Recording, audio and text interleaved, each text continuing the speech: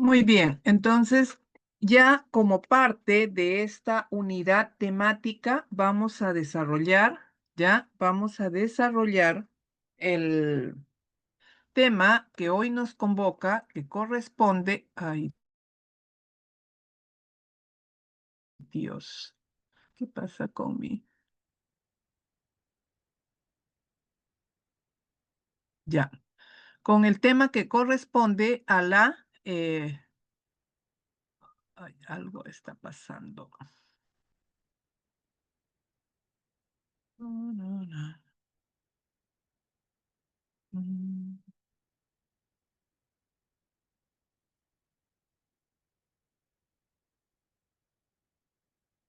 mm, mm, mm,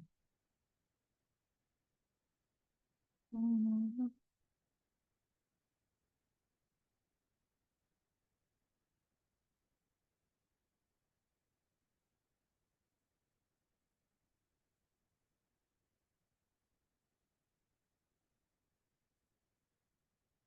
vamos,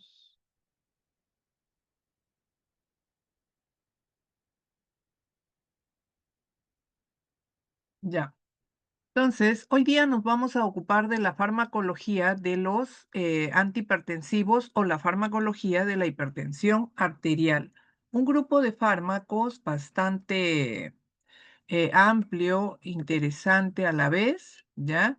Pero que amerita identificar a los fármacos o a los grupos farmacológicos con acción eh, vasodilatadora o con acción hipotensora, con diferentes mecanismos, ¿ya?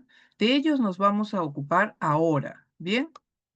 Entonces, ya en unidades temáticas anteriores nos hemos ocupado, por ejemplo, de la farmacología del sistema nervioso autonómico, ¿ya?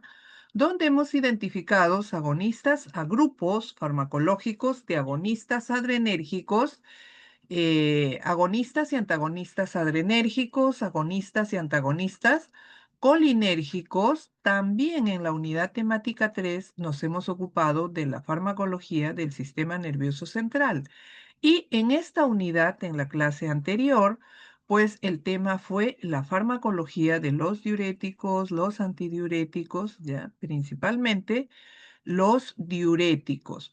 Y como estamos en la unidad temática relacionada con la farmacología cardiovascular, también estamos identificando a otros grupos farmacológicos como aquellos que también son útiles para tratar arritmias, para tratar angina de pecho, insuficiencia cardíaca. El tema hoy es farmacología de la hipertensión arterial. ¿Y cuáles son nuestros objetivos? Vamos a identificar las estrategias terapéuticas para el tratamiento de hipertensión arterial, ¿ya? Identificamos estas estrategias, estos grupos farmacológicos que modifican en diferentes sitios anatómicos los valores de presión arterial. Recordemos que los valores de la presión arterial son eh, cuantitativos. Entonces, estos son medibles, ¿ya? Interpretables y que son también indicadores de alguna modificación en la función cardiovascular, ya sea en diferentes sitios anatómicos, que lo vamos a ver más adelante. Vamos a identificar a estos y sus propiedades farmacológicas, su clasificación, farmacocinética, farmacodinamia. Vamos a valorar el riesgo-beneficio, o sea, vamos a identificar las RAMS, contraindicaciones e interacciones. También riesgo-beneficio, como habíamos mencionado, hay beneficio-conveniencia, ¿ya? ¿Qué pasa? Beneficio-conveniencia, ¿ya? Y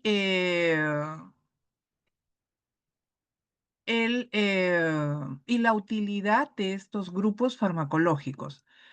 ¿Qué nos debemos preguntar? ¿Cuáles son los saberes previos de ustedes? O sea, ¿con qué saberes vienen ustedes aquí al curso? O sea, ¿cómo están llegando al curso de farmacología? Ustedes tienen que llegar con un dominio, ¿ya? Con un dominio de la fisiología de la presión arterial, los mecanismos fisiológicos de la presión arterial, cuáles son los mecanismos que regulan la presión arterial. Entonces, esto ya ustedes lo conocen por sus cursos previos. Fisiopatología de la hipertensión, que lo están llevando en paralelo con farmacología, ya identifican la fisiopatología, cuáles son los órganos involucrados en estos mecanismos fisiopatológicos.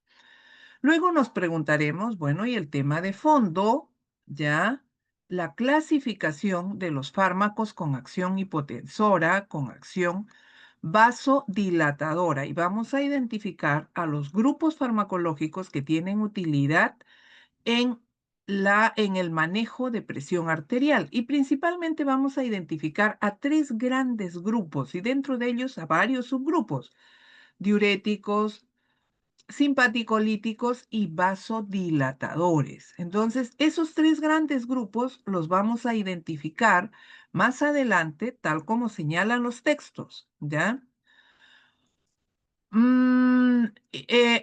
Su farmacocinética y su farmacodinámica, que es el tema de fondo, ¿ya? Aquí hacemos una generalidad como para que ustedes aperturen su lectura, ya profundicen tanto como lo hacemos en el seminario, ya, y en su revisión para su ampliación del tema. Las RAMs, las contraindicaciones y las interacciones. A ver, el sistema cardiovascular. El sistema cardiovascular depende de varios mecanismos, no solo de los vasos, ya sean vasos de resistencia, vasos de capacitancia. Entonces, depende de mecanismos propios de diferentes órganos e inclusive sistemas. Por ejemplo, ¿ya? Órganos como el corazón, ¿ya? Órganos como el corazón vital, sistemas como el sistema nervioso central, ¿ya? Y, digamos, el sistema también neuroendocrino que va a intervenir en estos mecanismos de regulación de control cardiovascular.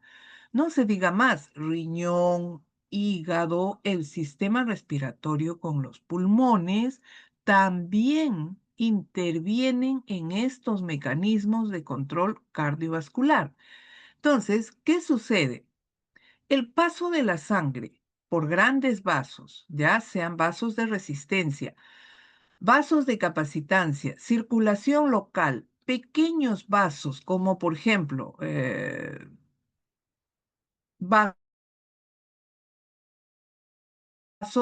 circulación en los ojos, que son los vasos de menor calibre, más pequeños. Circulación en órganos perfundidos, corazón, hígado, riñón, ¿ya? Sistema nervioso central. Entonces, aquí hay una serie de mecanismos, no solo a nivel de endotelio vascular, a nivel de músculo liso vascular, sino también de otros mediadores, ¿ya? La función renal, la función cardiovascular, si el músculo, o sea, donde vamos a encontrar el gasto cardíaco y este depende de la contractibilidad del músculo cardíaco. em, a nivel renal, ya la excreción de sodio y agua. A nivel del sistema nervioso central, cómo éste responde a estímulos, ¿ya? Y el sistema neuroendocrino, conocemos el sistema RAS, ¿ya? Ahora, todos estos mecanismos, miren, uno depende del otro y tienen que funcionar adecuadamente. Si estos funcionan adecuadamente, los valores de la presión arterial pues se mantienen dentro de sus parámetros normales.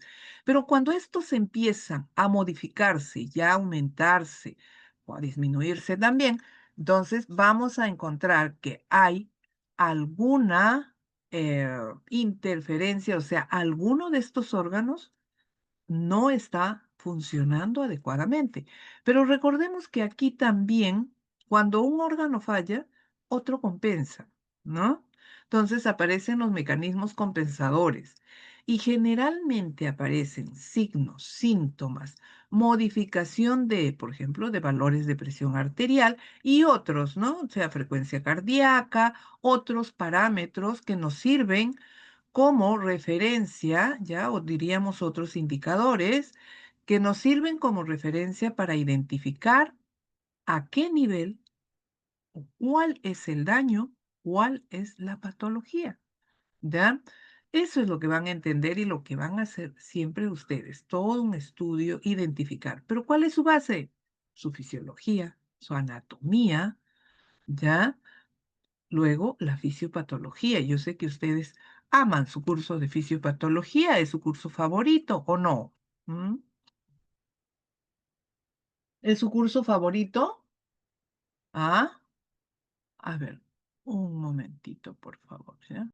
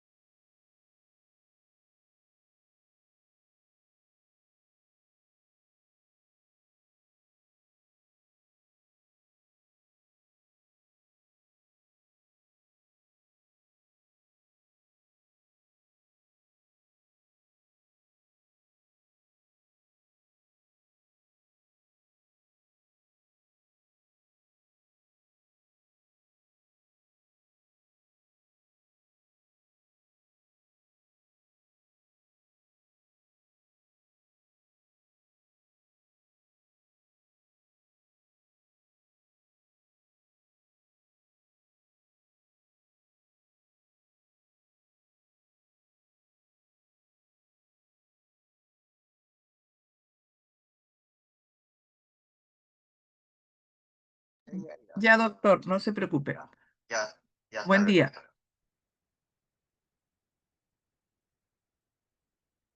Disculpen la interrupción. A ver, sigamos, chicos. Ahora, la hipertensión se define como una enfermedad, o sea, si vemos en el perfil epidemiológico del país, cómo se define como una enfermedad no transmisible, una enfermedad crónica, degenerativa, no transmisible. Y encontramos en los primeros lugares de las em, de morbilidades, ¿ya? En nuestro país, ahora, ¿no? Parecemos país desarrollado. Entonces, creo que ha superado a Ira y Eda, que siempre eran los top. Entonces, dentro de nuestras morbilidades, comorbilidades en nuestro país. Entonces, ahora encontramos pues hipertensión, diabetes, obesidad, eh, otras enfermedades crónicas también infecciosas, ¿no? Tenemos tuberculosis, eh, y otros problemas patológicos que están desbordando nuestro perfil epidemiológico. Entonces, uno de ellos es este, ¿no? Entonces, es una enfermedad crónica degenerativa no transmisible. Ahora, la hipertensión, por otro lado, ya desde el punto de vista fisiopatológico, epidemiológico, podríamos decir que es una enfermedad de carácter multifactorial y poligenético. O sea, hay factores externos, factores ambientales que van a contribuir con su inicio, su evolución, sus complicaciones, pero también hay patrones genéticos, o sea, heredamos, ¿ya? ¿Cuántos de nosotros, ustedes, han heredado ya un patrón genético de estas enfermedades crónicas degenerativas no transmisibles? Hipertensión, diabetes, asma, las mismas enfermedades oncológicas. Entonces, hay un patrón genético que de repente no podemos modificar, pero sí podemos modificar los factores externos. ¿ya? Contribuyentes potencialmente nocivos, pero que son externos, que podemos manipular, que podemos manejar. Manipular, un término muy feo. Que podemos controlar, ¿ya? Que podemos manejar estratégicamente para reducir el riesgo de hipertensión, ¿ya? Entonces, ¿y esos factores cuáles son? ¿Ya? Dietas hipercalóricas. Ya acá, pues bueno, nosotros tenemos una comida deliciosa, ¿no? Pero tenemos que cuidar nuestra dieta, ¿ya? Que ésta sea saludable. Otro, la obesidad, el sobrepeso, sobre todo la obesidad hoy en día infantil. Entonces, nos tenemos que preocupar por el sobrepeso. Más que el sobrepeso, diríamos, a veces ya encontramos personas delgadas con un peso ideal y son hipertensos y diabéticos, ¿ya? Entonces, ¿cuál es el indicador más específico? ¿Cuál es el indicador más específico?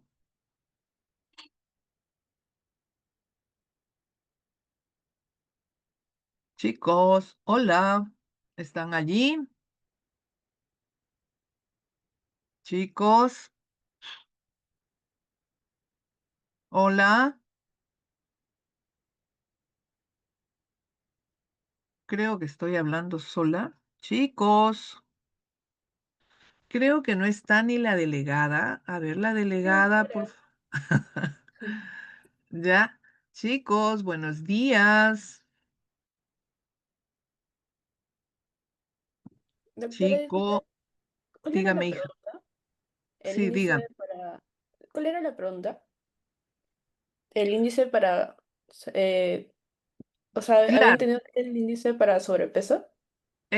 claro, el sobrepeso, pueden haber personas con un peso aparentemente ideal, pero que son, o tienen un diagnóstico de hipertensión y diabetes. Entonces tenemos indicadores que son mucho más específicos, ¿ya?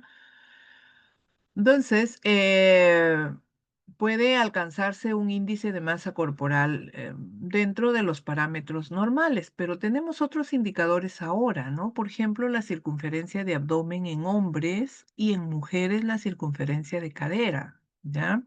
Entonces, que son indicadores más específicos de riesgo de enfermedad cardiovascular y no solo hipertensión, también insuficiencia cardíaca, ¿ya? Otras complicaciones cardiovasculares. Entonces, es importante identificar en estos indicadores, ¿ya? Eh, que son más específicos y relevantes para estas patologías, ¿no? A veces vemos personas en hombres, hombres que son muy delgados, pero tienen un abdomen abultado. Entonces, eso ya es un indicador de que hay algún riesgo de enfermedad cardiovascular, ¿ya? Entonces, es a considerar, ¿no? Entonces, más allá, y luego vienen ya los criterios clínicos, que son determinados por quién, por el evaluador, o sea, por ustedes. Otros son el abuso de medicamentos, ¿ya? El abuso de AINES, por ejemplo, antiasmáticos, u otros medicamentos que pueden también ser responsables de la alteración de los mecanismos de control cardiovascular y esto, por ende, repercute en el aumento de la hipertensión arterial. Entonces, son aspectos a considerar, ¿ya? Miren ustedes, otro es pues lo que todos nos quejamos, ¿no? Y le culpamos de todos nuestros males existenciales, que es el estrés, ¿no? Entonces, eh, el manejo de estrés o el trabajo bajo presión, más que el estrés, digamos, lo que genera esto que es el diestrés, ¿no? Lo patológico, el aumento de radicales libres. Entonces, eh, todos estos factores van a contribuir, pero son factores externos, podemos controlar, podemos modificar. Entonces, la dieta puede ser saludable, sí. ¿Se puede reducir el peso? Sí, con una dieta saludable, con ejercicio físico. O sea, y esto va a reducir también los parámetros clínicos, o sea, va a mejorar los valores de presión arterial, eh, el peso, la calidad de actividad que realiza, ¿ya? Entonces, todos estos aspectos son importantes, ¿ya? ¿Estos ustedes los pueden modificar? Sí. Educar en esto también, ¿ya? Muy bien, vamos a continuar. Ahora, en la regulación de la presión arterial habíamos mencionado ya anteriormente que hay varios órganos involucrados. Empezamos por el endotelio, músculo liso vascular, corazón, riñones, el sistema RAS, renina, angiotensina, aldosterona, el sistema nervioso central. Todos son importantes, pero ¿cuál predomina en importancia? ¿Cuál consideran que es más importante? ¿Cuál consideran que es más importante? A ver, un voluntario por allí, un voluntario, a ver, me escriben, no leo nada, creo que no están. Mm, A ver, me escriben. ¿Cuál será el órgano más importante en la regulación de la presión arterial?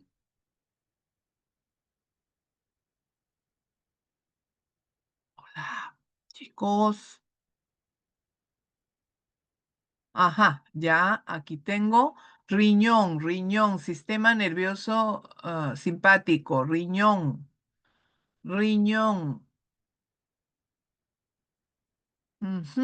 El corazón, ¿ya? Ujú. Bien, corazón, ya va ganando riñón, corazón, ¿ya? A ver, todos son importantes y relevantes. Corazón, el gasto cardíaco es importante y va a regular presión, ¿ya? Del cual va a depender la presión diastólica. Vasos de capacitancia también, entonces de resistencia, pero siempre predomina sobre el sistema orgánico, el sistema nervioso central predomina sobre todos los órganos, ¿ya? En importancia, en relevancia. ¿Ya? Entonces siempre va a predominar en importancia. Eso no le resta importancia al riñón, por supuesto, ni al corazón, ni a los vasos, pero predomina en importancia el eh, sistema nervioso central. También vamos a encontrar mecanismos reguladores a corto plazo de respuesta inmediata. Y esto está regulado por el sistema nervioso simpático a través de unos receptores que están localizados en el callado aórtico. ¿Cómo se llaman? ¿Mm? Varios receptores. Los varoreceptores. Muy bien. ¿Ya? Por otro lado, tenemos a los quimiorreceptores, ¿ya? Y mecanismos reguladores a largo plazo, aquí sí el riñón es el protagonista, es quien media esta regulación a largo plazo. Por eso muchas veces este inicio de hipertensión puede ser tardío, lento, ¿ya? Porque cuando este mecanismo renal se altera, ¿ya? O los mecanismos renales se ven disminuida su función, ya disminuye el filtrado glomerular, el intercambio de bombas, entonces va a ser compensado, va a ir siendo compensado hasta que llega un momento en que estos mecanismos, pues todos se saturan y se diagnostica de hipertensión. Eh, bueno, cuando yo estudiaba, hace poco, recuerdo mucho, este era un tema de debate, siempre se decía ¿no? Era un tema como de quiebre, ¿no? se decía que después de los 40, 45 años recién empezaba el diagnóstico de hipertensión. Entonces, pues uy, yo tengo 20, o sea, no tengo riesgo. Pero ahora no. 25 años y ya estamos diagnosticados, o ya hay diagnóstico de hipertensión, casos de hipertensión que reciben tratamiento con uno, dos antihipertensivos, si no es más. Entonces, ¿por qué? Porque hay indicadores externos que contribuyen. El sedentarismo, el sobrepeso. Entonces, eso no es saludable, no es calidad de vida que a los 25 años, que estás pues en la edad adulta reciente, estés recibiendo medicamentos, discúlpenme lo que voy a decir, pero medicamentos de viejos. Entonces, no puede ser, no es calidad de vida. ¿Por qué? Por las RAMs que ahora vamos a comentar. Bien, entonces, ¿qué es la hipertensión? Es una alteración hemodinámica que se produce como resultado del trastorno de diversos mecanismos de control cardiovascular. Esta definición la considero, bueno, en mi opinión, muy apropiada. ¿Por qué? Porque es amplia, abarca todo lo que involucra el sistema cardiovascular, ¿ya? Y es sencilla de entender. Porque si vemos una definición de sociedades de cardiología, no mucho más específica, no habla de la ruptura, de equilibrios, de mediadores químicos, vasoconstrictores, vasodilatadores, que es bien, lo van a identificar en su curso de fisiopatología, ¿no? La acción de las endotelinas, las prostaglandinas, óxido nítrico y todos estos mediadores químicos intervienen con mecanismos vasorelajantes como vasoconstrictores. Pero aquí, para entender un poquito más allá los mecanismos o cómo actúan los fármacos, nos quedamos con esta definición. Entonces, la fisiopatología de la hipertensión, vamos a hablar de una hiperactividad simpática donde aumenta la actividad de renina-angiotensina cerebral acompañado de un aumento de estímulos simpáticos. Las descargas adrenérgicas, pues, van a aumentar el gasto cardíaco, van a aumentar la retención de sodio y agua a nivel renal. Recordemos que el receptor beta 1 no solo lo encontramos en el corazón, sino también en el riñón. Luego, la alteración de la curva presión-diuresis, ¿ya? Esta relación se pierde, ¿por qué? Porque se reduce el filtrado glomerular, o sea, la superficie de filtración se va a ver disminuida, ¿ya? Esto puede aparecer en edad adulta mayor, o sea, al inicio de la edad adulta mayor, la función renal tiende a disminuir. Recordemos que el riñón tempranamente envejece, ¿ya? Entonces hay que cuidar al riñón, es un órgano importante como el hígado, órganos perfundidos eh, con una función de, que ayuda, o sea, que contribuye con la eliminación de todo desecho del organismo, sobre todo de medicamentos. El riñón, pues, es un órgano importantísimo como el hígado. Entonces, tenemos que cuidar. ¿Cómo lo vamos a cuidar, chicos? Esa es tarea de ustedes que se los preguntaré en el seminario, ¿ya? Muy bien. Ahora, las complicaciones de la hipertensión, o sea, van a haber ciertas manifestaciones tempranas y tardías, por lo mismo que es una enfermedad crónica degenerativa. Aneurismas, ¿ya? Ateroesclerosis, disección aórtica, edema pulmonar, infarto de miocardio, ¿ya? Enfermedad coronaria aguda. ¿Qué más vamos a encontrar? Accidentes cerebrovasculares, TIAs, ¿ya? Hematuria, zoemia, aumento de creatinina, proteinuria, microalbuminuria, exudados hemorrágicos, ¿ya? Papiledema. eh, Vamos a encontrar eh,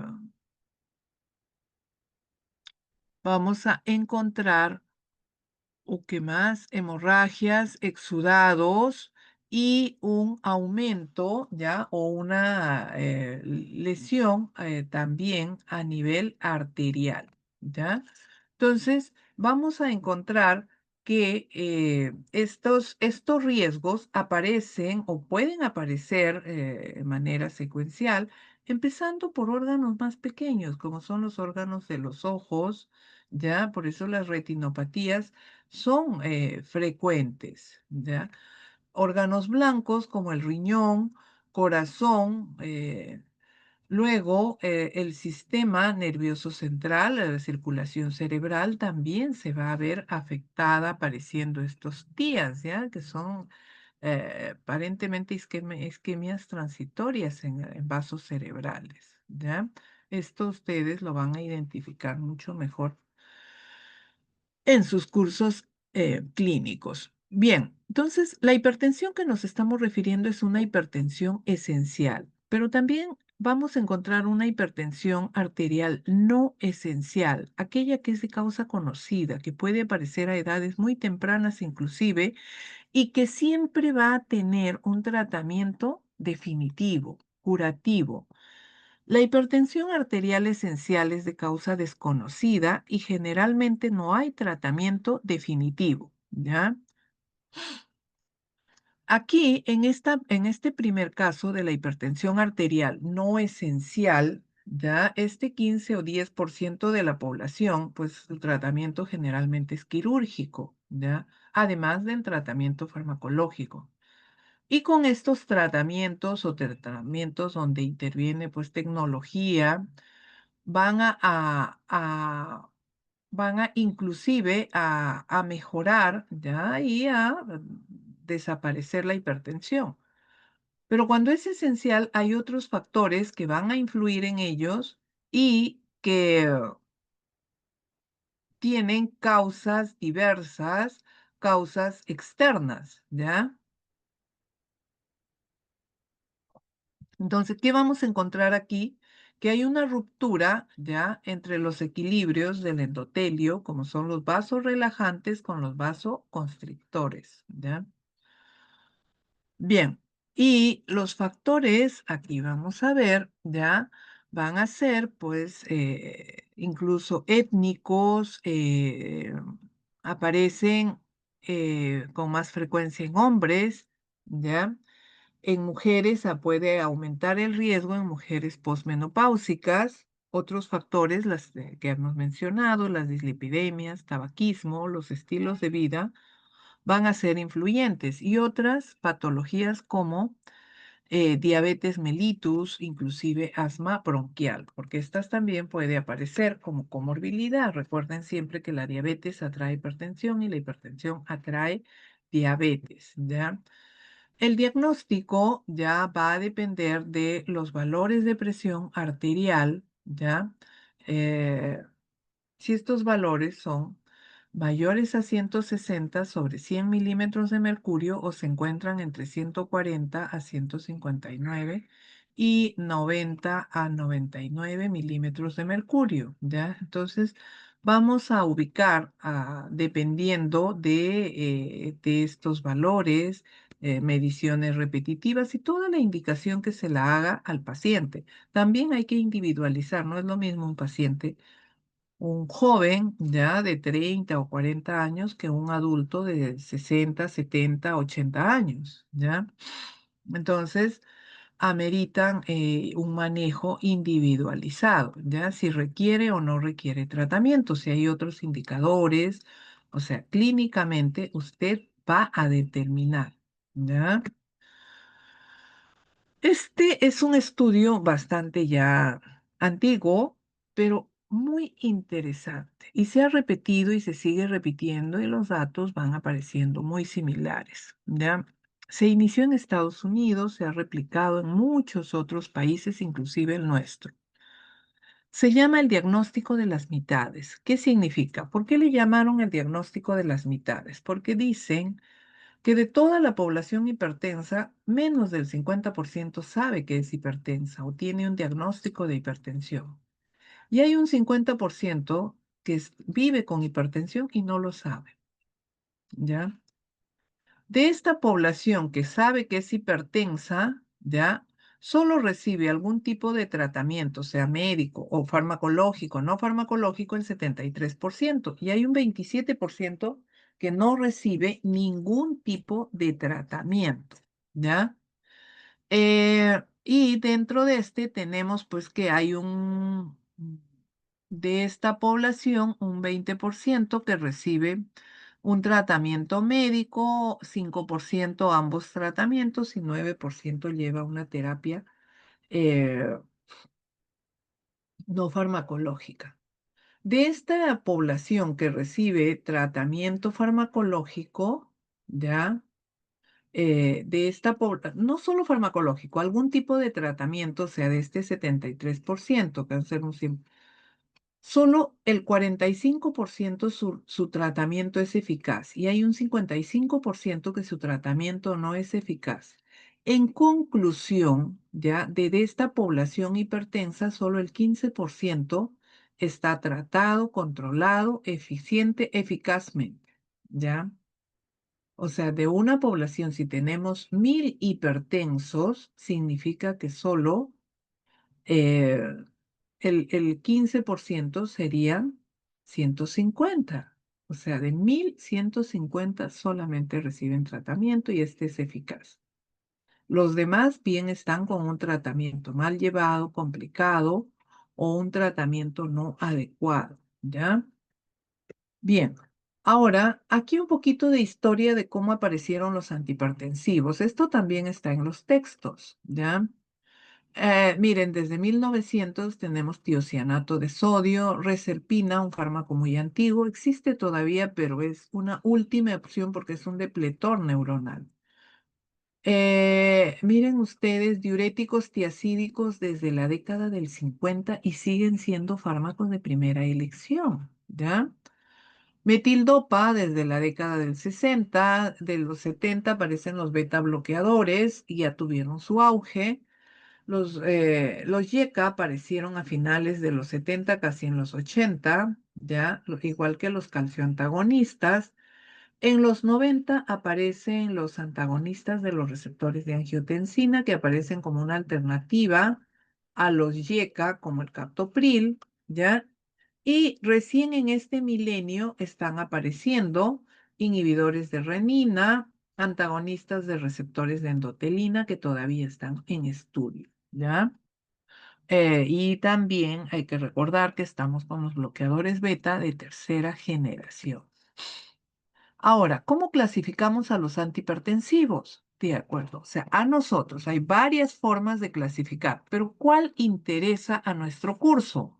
¿Cuál es de interés para nuestro curso? Va a ser aquellos que actúan en diferentes sitios primarios, o sea, de acuerdo a su mecanismo de acción es cómo los vamos a clasificar.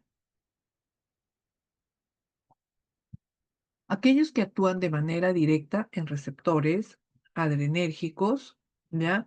Sea a nivel central o periférico. Aquellos que modifican, ¿ya? Eh, la reabsorción de sodio y de agua, actúan a nivel renal y se llaman diuréticos. Y aquellos que actúan ya sea en músculo liso vascular o en endotelio vascular, son vasodilatadores. Entonces, vamos a encontrar vasodilatadores directos e indirectos, ¿ya? Muy bien, entonces vamos a empezar con la clasificación y aquí se los presento a los protagonistas de la clase de hoy día, que son los fármacos, ¿ya? Los fármacos. Entonces, tal como habíamos mencionado, diuréticos, simpaticolíticos, bloqueadores y los vasodilatadores. Los vasodilatadores que vamos a encontrar desde ya arteriales y venosos. Aquí, estos de aquí, estos bloqueadores de canales de calcio y los moduladores de angiotensina, ¿ya?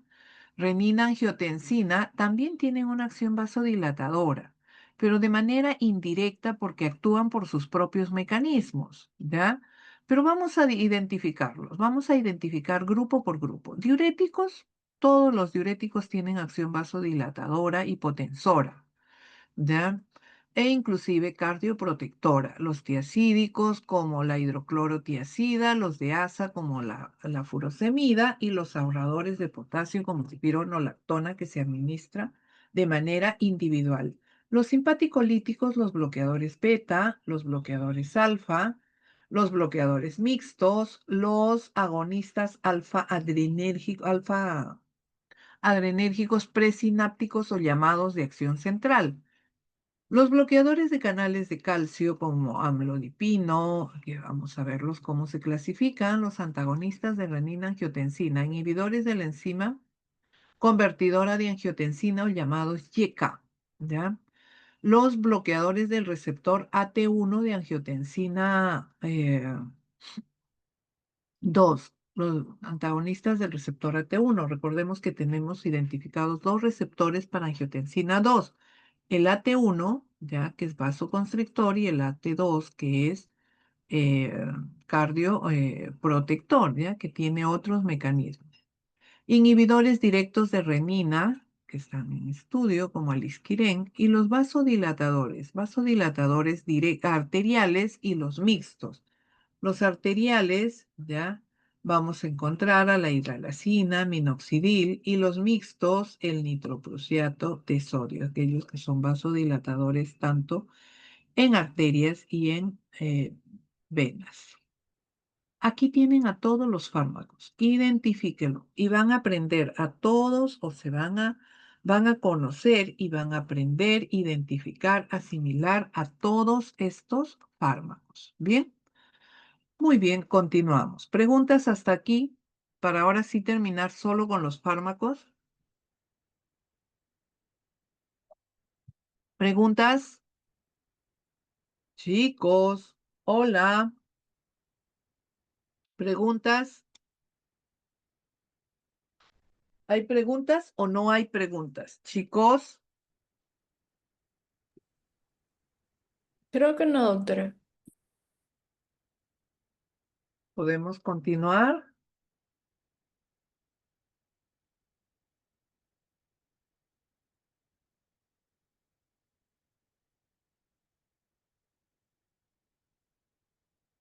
Muy bien, entonces vamos a continuar, ¿ya? Vamos a continuar con el grupo de... Primero vamos a ir identificando, ¿ya? Vamos a identificar si dentro de estos grupos diuréticos, eh, simpaticolíticos, vasodilatadores, todos ellos, a ver, todos tienen mecanismo de acción propio, ¿ya? Tienen su propio mecanismo de acción, su sitio de actuación, ¿ya? Pero, ¿qué vamos a identificar?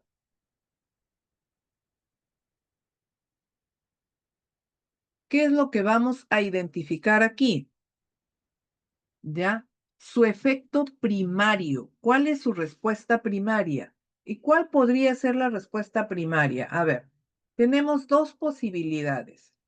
¿Cómo se calculan los valores de presión arterial?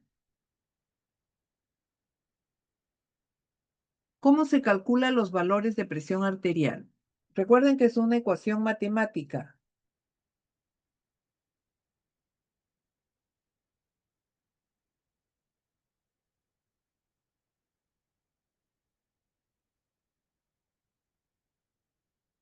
A ver, chicos, a ver si me responden.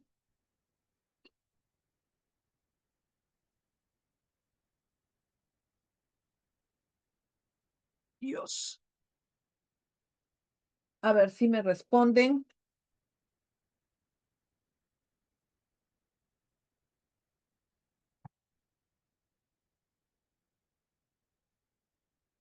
Aquí creo que tengo, a ver, ya, gasto cardíaco por resistencia vascular periférica. Muy bien.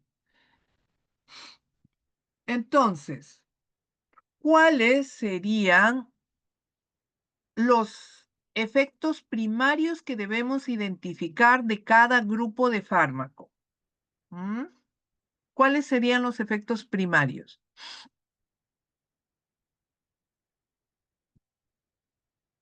A ver, chicos,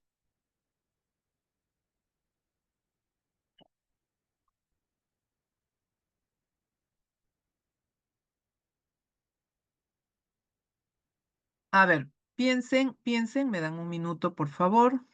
A ver, aquí tengo una respuesta.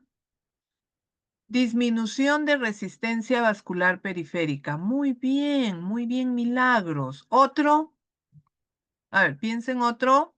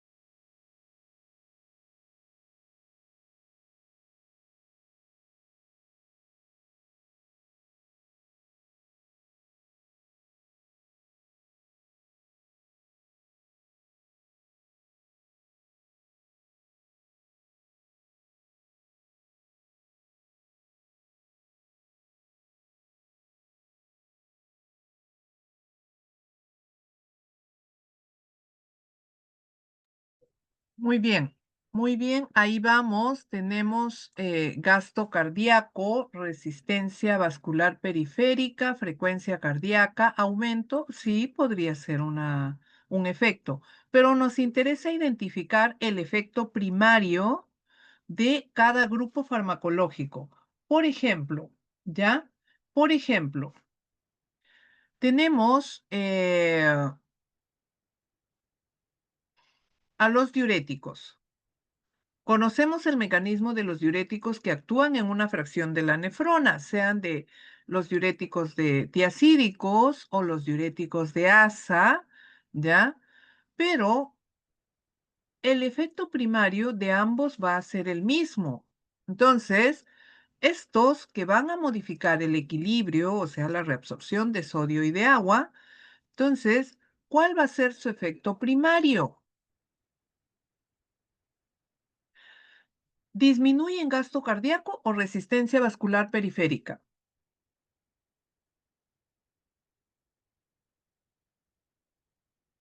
¿Disminuyen gasto cardíaco o resistencia vascular periférica?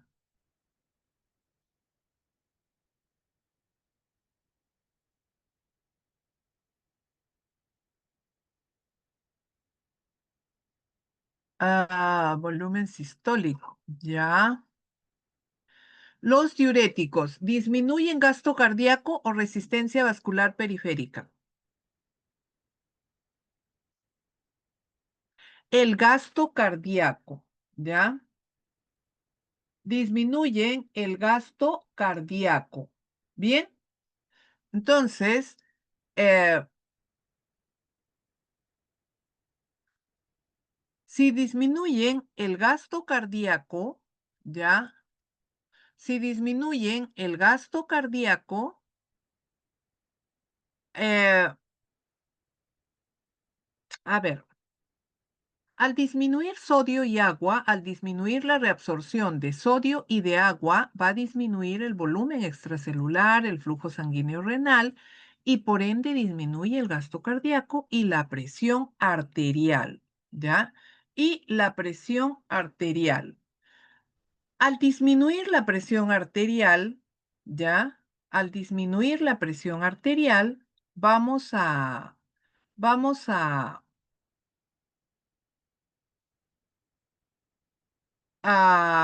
encontrar que también estos van a comportarse como cardioprotectores, ¿ya? Cardioprotectores. También van a estar involucrados en la disminución de precarga y poscarga. ¿Por qué? Por esta disminución de volumen extracelular, ¿ya? Ahora, esta es la respuesta primaria. Pueden haber a lo largo otros mecanismos, no, pero también yo he observado y he leído que cuando se usa por tiempos muy prolongados, actúa en músculo liso. Sí, puede darse, pero nos interesa identificar la respuesta inmediata, el efecto primario como resultado de la actuación en un órgano específico. En este caso, en los riñones, ¿ya? Entonces, ¿cuáles, como consecuencia de esta respuesta primaria, cuáles van a ser las RAMs?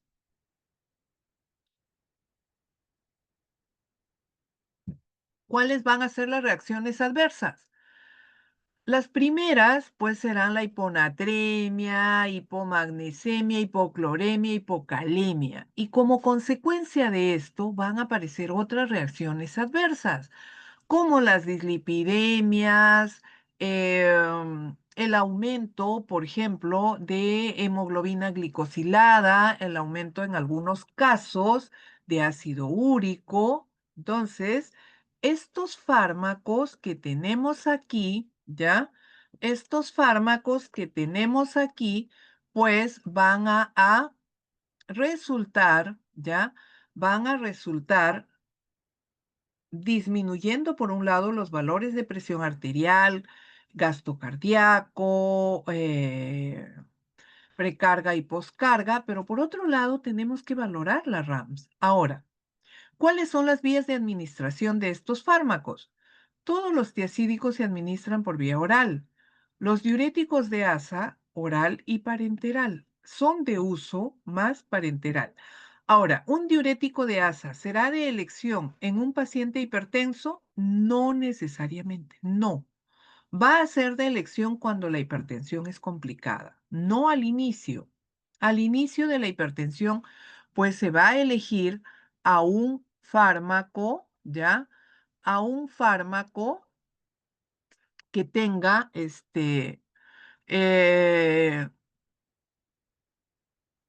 a un fármaco que tenga, digamos, acciones, mm, digamos, de menos eficacia antihipertensiva, ¿ya? que sea de administración oral con un amplio margen terapéutico como son los diuréticos tiacídicos. Bien, entonces vamos a continuar. Otro grupo son los que modifican la acción de angiotensina 2, ¿ya?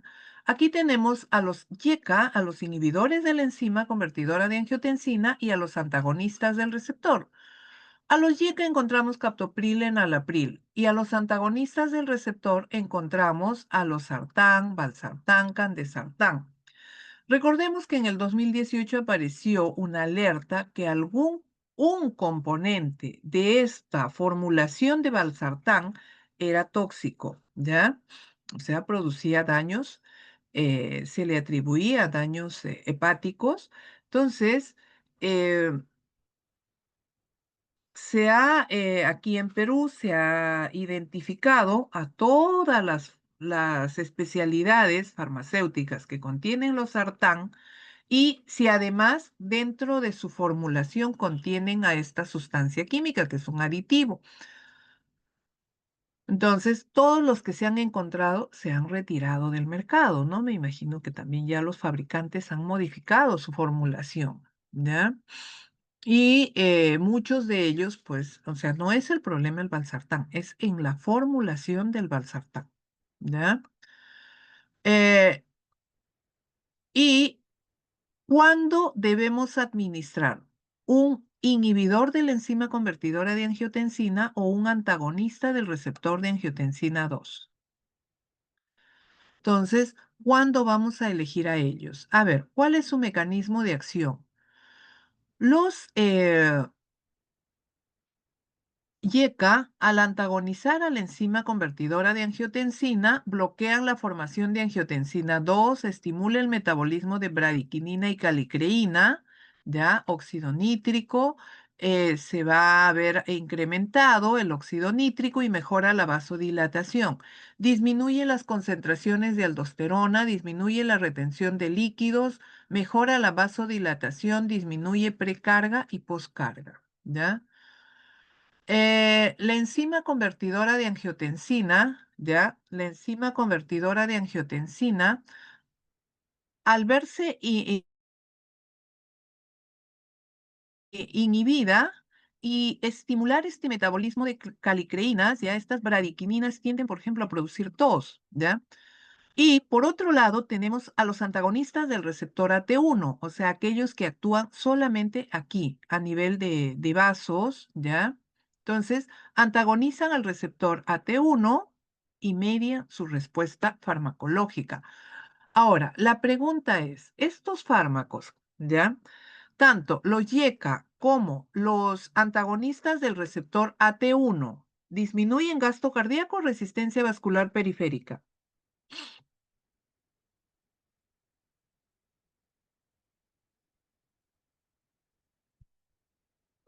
Disminuyen gasto cardíaco o resistencia vascular periférica.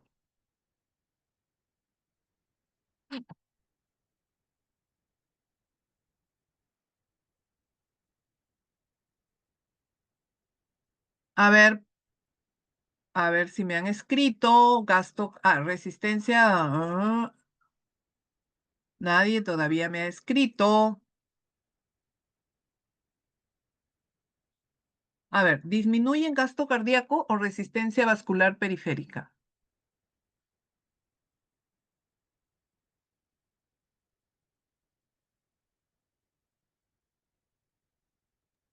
Resistencia vascular periférica. Aquí tienen, ya, tienen que estar atentos. Resistencia vascular periférica. Muchas gracias, Raiza. Disminuyen resistencia vascular periférica, ¿ya? Predominan sus efectos a nivel renal, mejora el flujo sanguíneo renal, disminuyen la respuesta de endotelinas y por otro lado, ¿ya? Reducen, prolongan la hipertrofia ventricular izquierda, no modifican gasto cardíaco y frecuencia cardíaca. ¿Cuándo se puede ver modificado esto? Cuando hay complicaciones o personas de edad avanzada. Reducen los marcadores en nefropatía diabética, por lo tanto son de elección, de primera elección en el binomio diabetes-hipertensión, ¿ya? Eh, y mejoran el funcionamiento renal, pero también hay respuestas metabólicas. A diferencia de los diuréticos sí aumentan los niveles de lípidos plasmáticos. En este caso no, disminuye las concentraciones de colesterol, mejora el metabolismo de glucosa, disminuye ligeramente el potasio sérico, inhibición de efectos metabólicos de los diuréticos.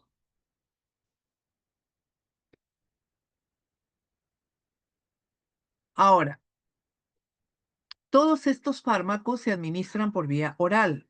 De administración oral, tanto los YECA como los ARA2, ya el captopril, que tiene una muy buena biodisponibilidad y un tiempo de vida media de eliminación de 2 horas.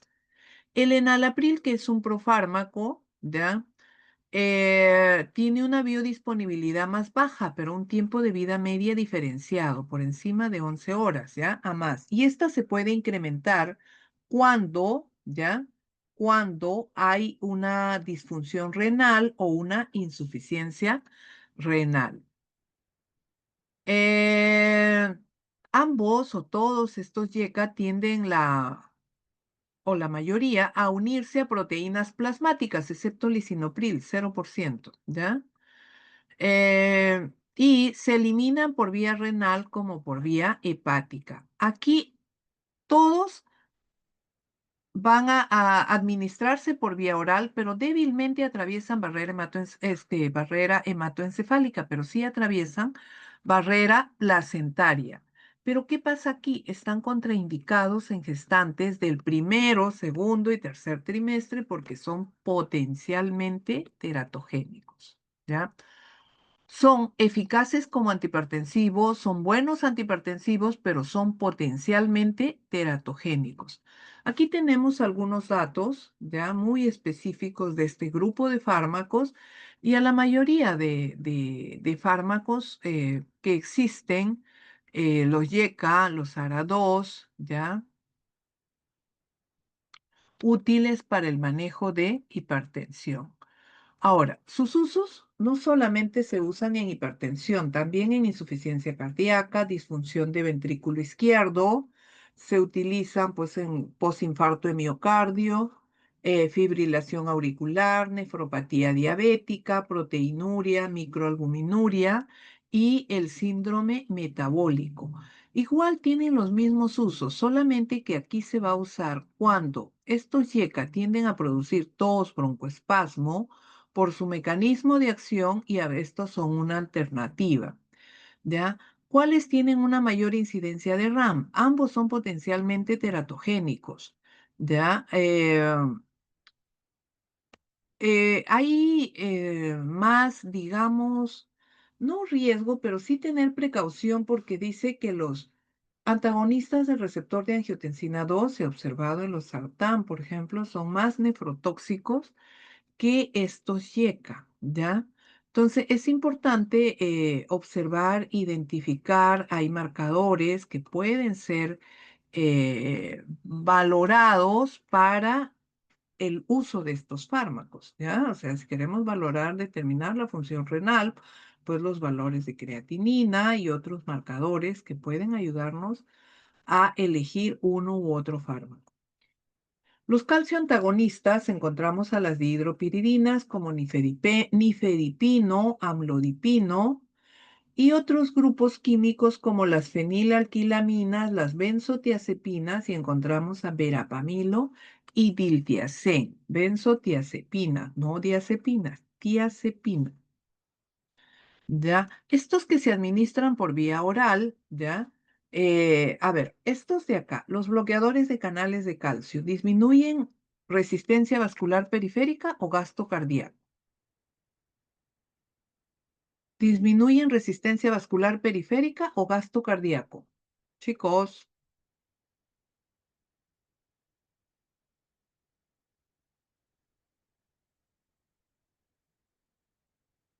a ver, creo que a alguien me está escribiendo o no. Resistencia vascular periférica, ¿alguien más?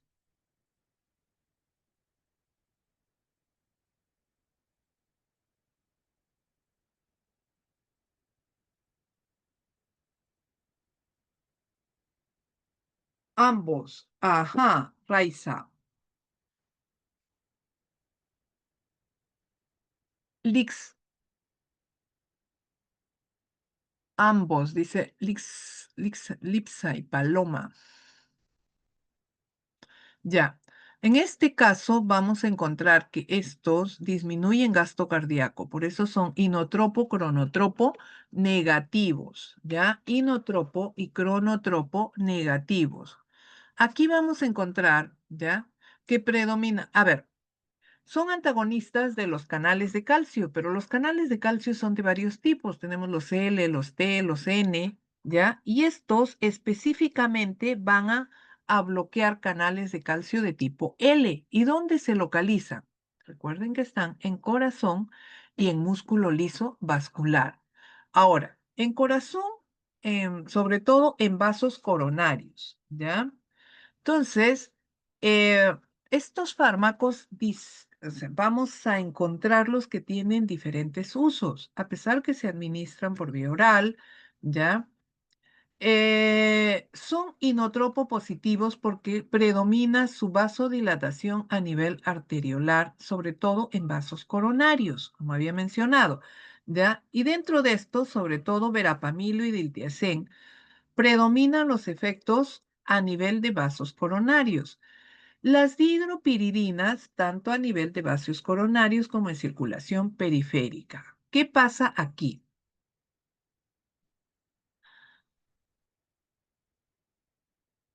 Las dihidropiridinas, como nifedipino, ya pueden producir una RAM llamada taquicardia refleja o un efecto y una posible arritmia, a diferencia de verapamilo y diltiazem que no producen estos efectos. Al contrario, pueden ser útiles para tratar arritmia, ¿ya? Una mayor dilatación arterial que verapamilo y diltiazem, ¿ya? Entonces, verapamilo y diltiazem van a producir bradicardia y a diferencia de las dihidropiridinas como nifedipino, taquicardia. Amlodipino mejora la vasodilatación arterial periférica y coronaria. Es menos taquicardizante en relación a nifedipino. ¿Es cierto? Sí. Ahora, ¿para qué son útiles? Angina, hipertensión, infarto de miocardio. Entonces, nifedipino y verapamilo, miocardiopatía, migrañas, nifedipino y diltiazem, ¿ya? Fenómeno de Raynaud, verapamilo para tratar arritmias, nimodipino, hemorragia subaracnoidea, que va a prevenir los vasoespasmos. Estos fármacos tienen su uso muy, digamos, su utilidad es muy selectiva, va a ser bastante específica, ¿ya? La elección de bloqueadores beta. Ahora, ¿tienen RAMs? Sí, como todos los antihipertensivos, la cefalea por vasodilatación, mareos, ¿ya? Pero además, estos se caracterizan por presentar RAMs como la constipación, ¿ya? La constipación, el estreñimiento es una RAM común de estos fármacos, ¿ya? Además de la bradicardia o taquicardia, dependiendo del fármaco. Los simpaticolíticos. ¿Quiénes son los simpaticolíticos? Son aquellos que actúan a nivel de receptores adrenérgicos, sean a nivel periférico o a nivel central. Estos pueden reducir la resistencia vascular periférica o el gasto cardíaco. Bien, entonces vamos a empezar con los bloqueadores beta, ¿ya? ¿Quiénes son los bloqueadores beta? Vamos a identificarlos como selectivos, y aquí tengo atenolol, y como no selectivos tengo a propranolol, atimolol, anadolol, cartiolol, ¿ya? Pero además puedo identificar a los bloqueadores beta con actividad simpático-mimética intrínsecas. ¿Qué significa esto? Que el fármaco se comporta como antagonista en unos receptores y como agonista en otros receptores, ¿ya? Entonces, agonista, antagonista. Puede ser un agonista muy escaso, pero que va a tener afinidad en algunos receptores. O sea, en el receptor no es que algún tipo. en el receptor de algún tejido, ¿no? Puede ser agonista, por ejemplo, en receptores eh, del sistema nervioso central y antagonista en receptores de músculo liso, ya en los beta 2 de músculo liso, beta uno del corazón y puede ser agonista en el beta uno del riñón, o sea, dependiendo de la localización. Entonces, ¿tienen actividad simpático-mimética intrínseca? Sí, se ha observado en alguno de ellos. Pero aquellos que son totalmente antagonistas, que no tienen actividad simpático-mimética intrínseca, encontramos al propranolol y al atenolol, ¿ya? Entonces, es importante identificar si. Ahora, hay bloqueadores llamados mixtos, aquellos que tienen afinidad por el receptor alfa 1 y beta 1, ¿ya? Por eso se llaman bloqueadores alfa y beta, la betalol y carvedilol, que también tienen utilidad terapéutica. Pregunta, ¿bloqueadores beta disminuyen gasto cardíaco o resistencia vascular periférica?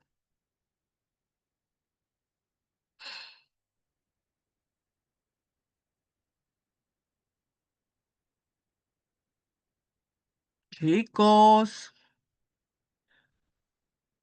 creo que no están, ¿ya? ¿Disminuyen gasto cardíaco o resistencia vascular periférica? Gasto cardíaco, dice María Flavia. Milagros, gasto cardíaco. ¿Alguien más?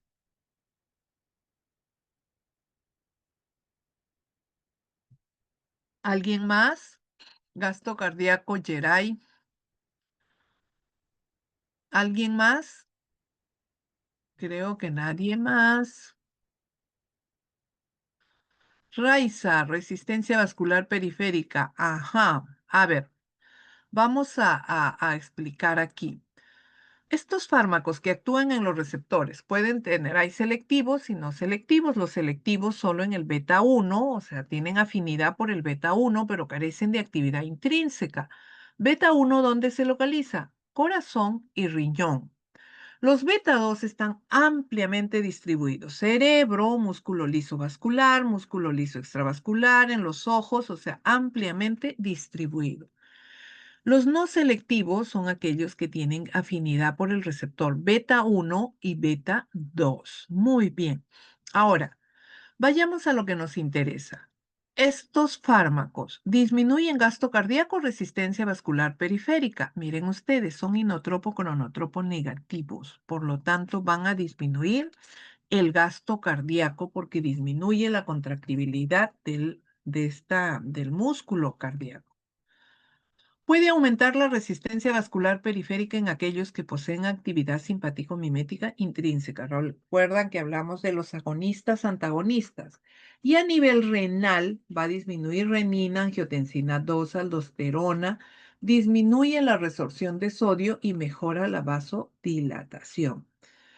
Estos de acá son llamados, estos fármacos, cardiodepresores. Su efecto, ¿ya? O su respuesta temprana es la bradicardia.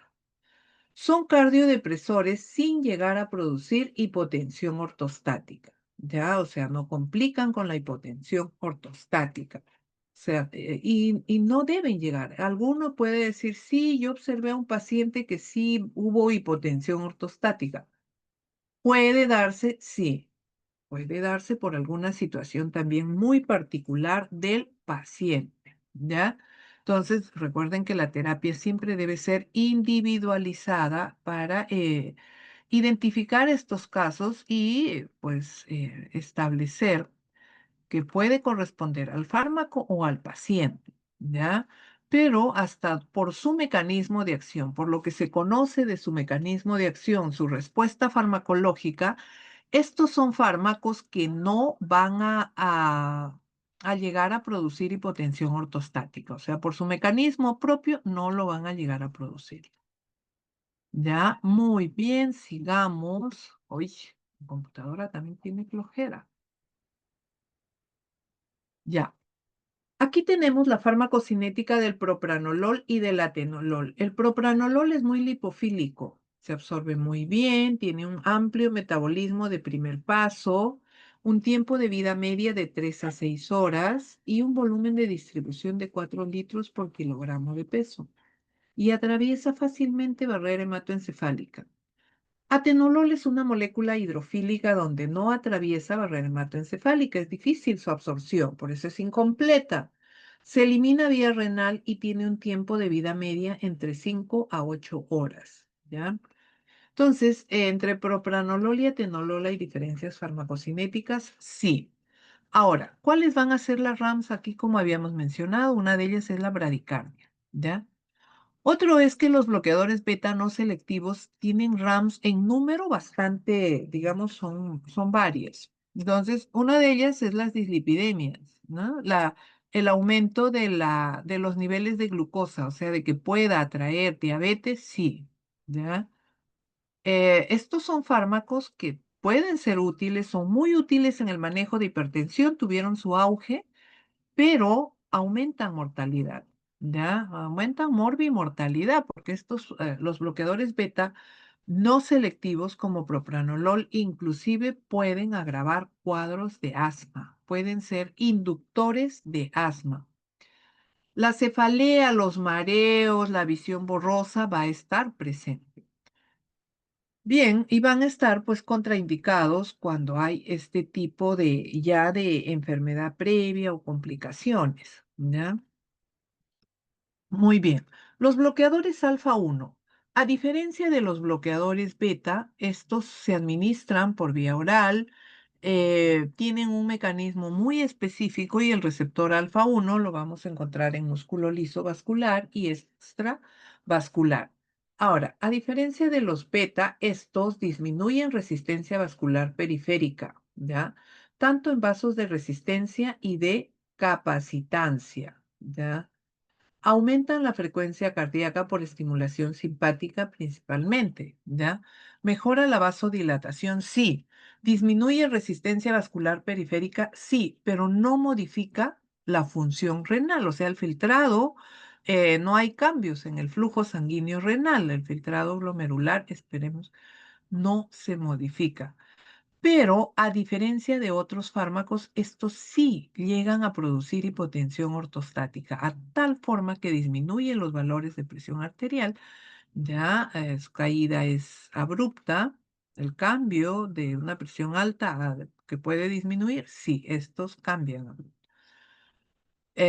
y van a llegar a producir hipotensión postural. A diferencia de los bloqueadores beta, estos disminuyen los lípidos plasmáticos, disminuyen colesterol total, ¿ya? Y mejoran la sensibilidad a la insulina. Otros fármacos son los de acción central, ¿ya? O llamados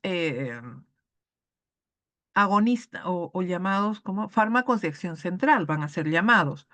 Estos, que son los agonistas alfa 2 presinápticos, metildopa y clonidina, ya a pesar de ser antiguos, siguen teniendo vigencia.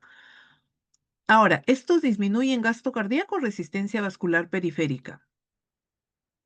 Estos van a disminuir resistencia vascular periférica sin modificar gasto cardíaco y resistencia cardíaca. ¿Cuándo se va a modificar estos? Cuando hay pacientes de edad avanzada o pacientes con complicación cardíaca que ya tienen enfermedad cardíaca previa, ¿ya? Bien, ahora, estos fármacos que se administran por vía oral y parenteral, ambos por vía oral y parenteral, alfa-metildopa, ¿ya? Es el fármaco de elección en la diabetes gestacional. Recuerden que hay así como hay un tipo perdón, en la hipertensión gestacional, estoy hablando, diabetes también gestacional. Entonces, eh, así como podemos identificar a la hipertensión por estadios, también vamos a identificar a la hipertensión gestacional que ésta aparece durante la gestación en el primer o segundo trimestre y desaparece al momento del parto. Y debe desaparecer, no continuar, ¿ya? Entonces, el fármaco de primera elección es alfa-metildopa, muy útil, mantiene los valores de presión arterial normal, ¿ya? Clonidina, que es un fármaco reservado para emergencias hipertensivas, crisis hipertensivas, porque también así abruptamente disminuye los valores de presión arterial, presenta un efecto que se conoce como el efecto de primera dosis. ¿Qué significa? Cuando se administra, como se absorbe fácilmente, se administre por vía oral o parenteral, la presión arterial sube y así como sube, disminuye abruptamente. ¿Ya? Y esto pues genera, digamos, desestabiliza al paciente, ¿no? O sea, su condición hemodinámica se va a ver cambiada. Entonces, hay que observarlo, sí, por eso es de uso hospitalario o de uso con un monitoreo especializado, ¿ya? Además, clonidina también se ha orientado a otros usos, como para el síndrome de abstinencia a opioides, en la diarrea causada por neuropatía diabética, colitis ulcerosa, ya, hiperreactividad nerviosa simpática en cuadros de cirrosis alcohólica, ¿ya? Sus RAMs aquí son mucho más complicados. Ambos presentan una hipotensión postural. Además de la cefalea, tienen RAMs bastante complejas, diría, como por ejemplo lasitud, trastornos de la concentración, pesadillas, depresión, signos extrapiramidales. Clonidina, además de la hipotensión postural, retención de líquidos y debe administrarse junto a diuréticos y si hay taquicardia como consecuencia de la hipotensión postural, va a requerir un bloqueador beta, ¿ya?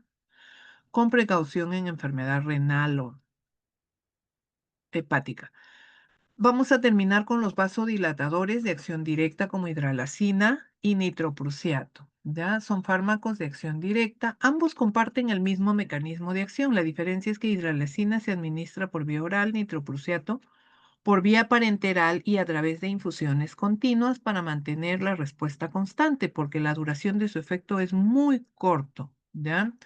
Ambos, su mecanismo de acción está asociado a la liberación del óxido nítrico. Ambos actúan a nivel del endotelio vascular, ¿ya?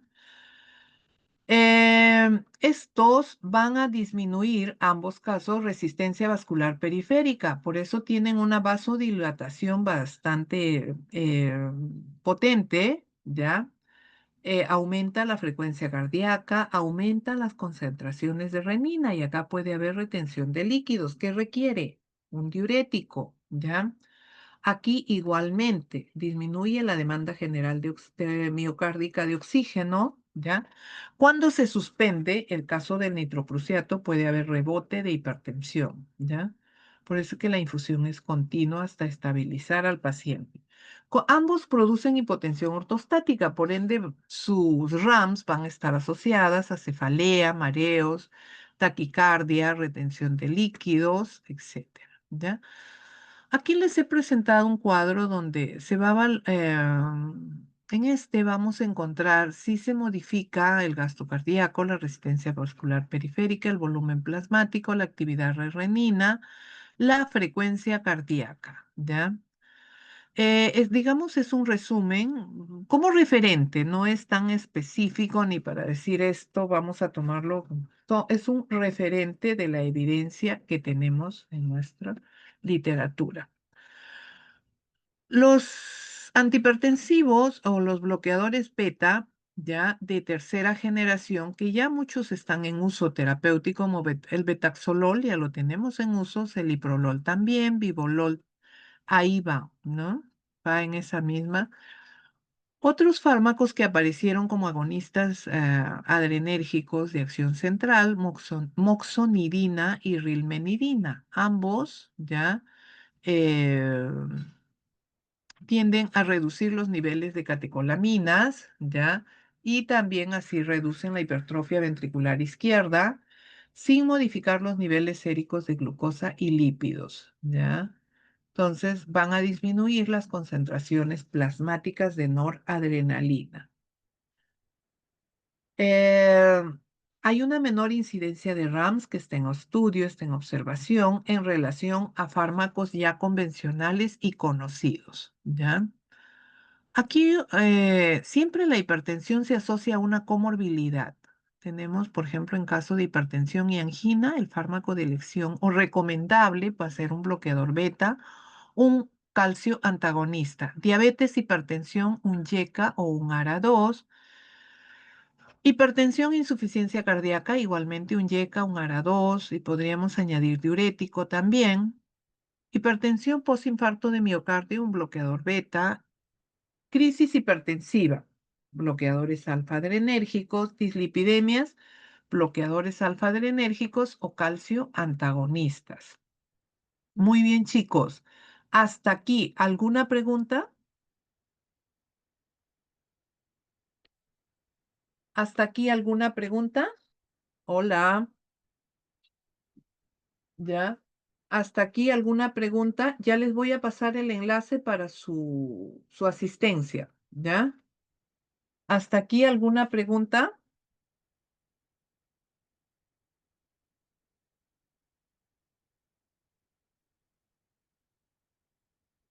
No, me dice Stephanie, todo claro, todo claro. Muy bien. Ahora, habíamos visto el diagnóstico por las mitades. Si el paciente no sabe, desconoce que es hipertenso, es porque no hay síntomas, ¿ya? Es porque no hay síntomas. Y si no hay síntomas, el paciente no acude al médico. Entonces, cuando usted le diagnostica de hipertensión por alguna situación o alguna emergencia, un desmayo que a veces es frecuente en la calle y le dicen usted es hipertenso, a partir de ahora va a recibir tratamiento. Nos pasa con la familia, se me pasa a mí con mi mamá. Se resisten, ¿no? Pero yo estoy bien, yo me siento bien, no tengo nada, esto fue una casualidad. Ahora, ¿cuál es el argumento para decirle sí, usted debe recibir tratamiento? Porque usted empieza el tratamiento y le va a decir, mire, ahora tengo cefalea, malestar, mareos que antes no lo tenía. ¿Cuál es el argumento para decirle a su paciente usted sí tiene que recibir tratamiento? Entonces, lo primero es el riesgo de muerte súbita por infarto de miocardio o accidente cerebrovascular. Y lo otro es por estos objetivos. Al final, regresión o prevenir la hipertrofia del ventrículo izquierdo, fibrilación auricular, el aumento abrupto de la presión arterial en primera hora de la mañana, prevenir arritmias ventriculares, prevenir la disfunción eréctil. Actividad intelectual óptima, mantener una actividad intelectual óptima, calidad de vida y reducir y tener en cuenta el costo, eficacia. ¿Ya? Entonces, hay recomendaciones clínicas, por supuesto, realizadas sobre todo por la Organización Mundial de la Salud. Considere las siguientes estrategias, dice, para mejorar la adherencia. Reducción de la polifarmacia, dosificación de preferencia. Siempre hablamos del riesgo-beneficio y el beneficio-conveniencia. Evitar administraciones continuas o varias en un día. Solamente buscar una administración diaria. Vincular el comportamiento de adherencia con los hábitos diarios del paciente, proporcionar una retroalimentación de la adherencia a los pacientes, monitorizar la presión arterial en el hogar, recordatorio de envases de medicamentos, asesoramiento basado en el empoderamiento y la autogestión de su tratamiento, ayudas electrónicas y enfoque de un equipo de atención médica multidisciplinaria. A veces, entonces hay que pedirle también por ejemplo, a veces al paciente se le dice, mire, su hipertensión está asociada a una dislipidemia. ¿Qué hay que hacer? No, dieta estricta. Y paciente a veces va, si son adultos mayores, pues rígida, no comen. Entonces terminan con una desnutrición. Entonces, no ser muy ligeros al decirle una dieta estricta. Dieta estricta lo asume como cero comida. Entonces, pedirle que acuda a un especialista, entonces, y que lo oriente, pero a un profesional, ¿no? Yo me acuerdo cuando a mi primo muy joven, tengo un primo, muy joven a él, antes de los 30, le diagnosticaron hipertensión. Entonces va al médico, a la clínica, le digo, oye, le digo, a partir de ahora ten en cuenta la dieta, ¿no? Entonces come mucha fruta en el agua y camina, hace ejercicio físico cardiovascular. Sí, prima, me dice, ya tengo mi trainer, tengo mi asesor en dieta. ¿Y quién es tu asesor? Es lo veo, ¿no? Que no comía, que tomaba unos suplementos nutricionales, que voy a bajar. ¿quién es tu asesor de nutrición? Tú lo que necesitas es una dieta saludable, natural. No, mi trainer en el gimnasio, donde ya me ha puesto allí para reducir. Y bueno, el médico dice que si yo reduzco peso, va a reducir los valores de presión arterial, pero no en el gimnasio, sino con ejercicio físico cardiovascular. Y no te puede asesorar un trainer, te tiene que asesorar un nutricionista, un profesional. No, pero no, un nutricional, un nutricionista, un profesional experto en el tema. Entonces, también hay que orientar a nuestros pacientes a que acudan a un profesional. Y el profesional tenemos que ser empáticos con ellos, escucharlos, entenderlos y hacer que haya una buena, o sea, retroalimentación. Mire, usted está cumpliendo como va, se siente mejor.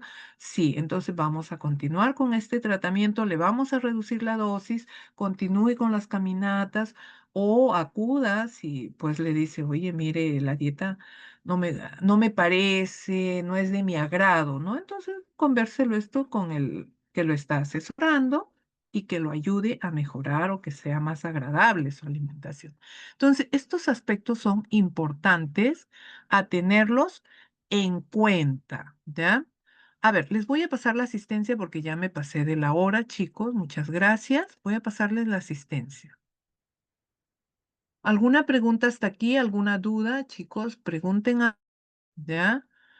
Y lo demás, ya no me va a dar tiempo, les había puesto quería mostrarles para trabajar. Bueno, ayer ya tuvieron seminario, ya empezamos con los seminarios. ¿Dónde está mi grupo? Ya.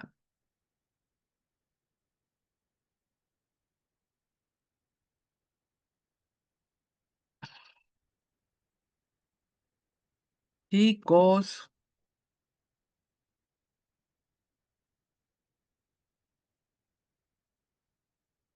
preguntas, por favor. Chicos, preguntas.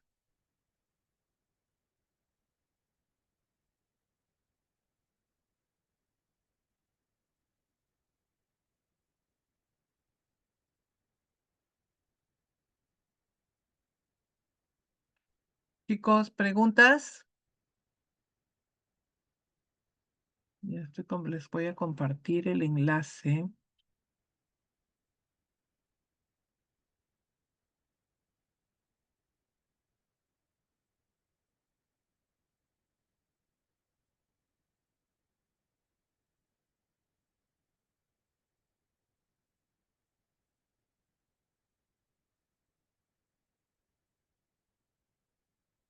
Ay, ¿dónde se me ha ido?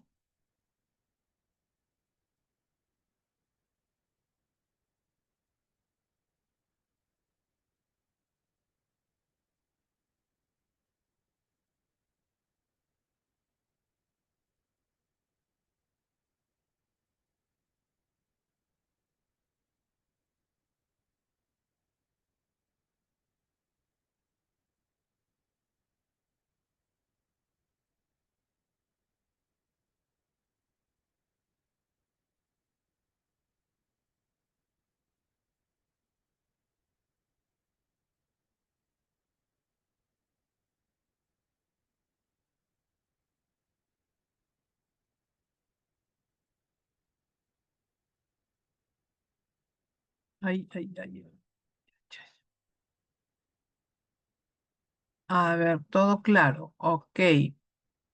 Chicos, creo que estaba solo enviando. Ya, a ver, aquí me registran su asistencia. Tienen 1 minuto, 2 minutos. ¿Ya? Eran 50 hasta hace unos minutos y ahora me aparecen 60. ¿Ya? Tienen que ingresar a la hora. Voy a sacar el listado del Zoom. ¿Ya? Vamos a sacar el listado del Zoom y por tiempo de permanencia vamos a considerar la asistencia. ¿Ya? Todos están, todos pueden conectarse al enlace. Hola. Sí, doctora. Muy bien, muchas gracias.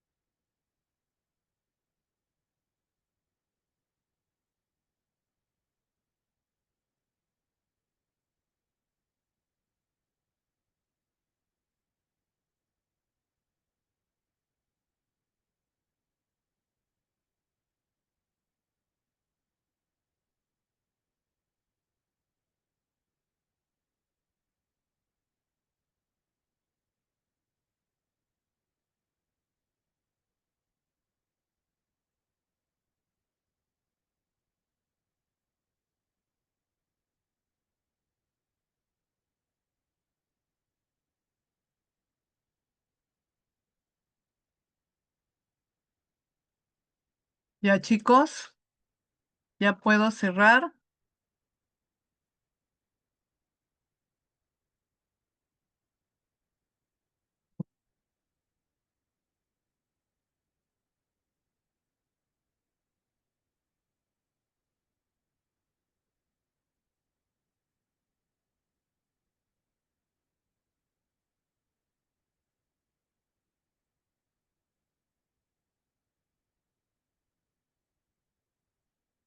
Muy bien, entonces nos quedamos aquí. Muchas gracias por su paciencia, su espera, ya, su tiempo. Y este tema hay que ampliarlo y desarrollarlo en el seminario, ya. Por algo tienen el taller que les va a permitir ampliar e identificar la selección de fármacos bajo esta metodología de la farmacoterapia basada en problemas. Buen día, chicos. Pórtense bien, buen día a todos. Doctora, una consulta. Dígame, hijo, No sé si es porque está un poco ajetreada el link, pero no me deja escribir mi asistencia. ¿no te permite? A ver, No, no me está cargando. no está cargando. A ver, vuelve a intentar.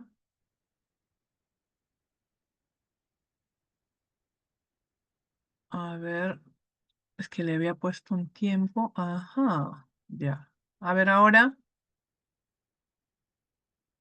ya, ahora, Estoy intentando, doctora, por favor. ya.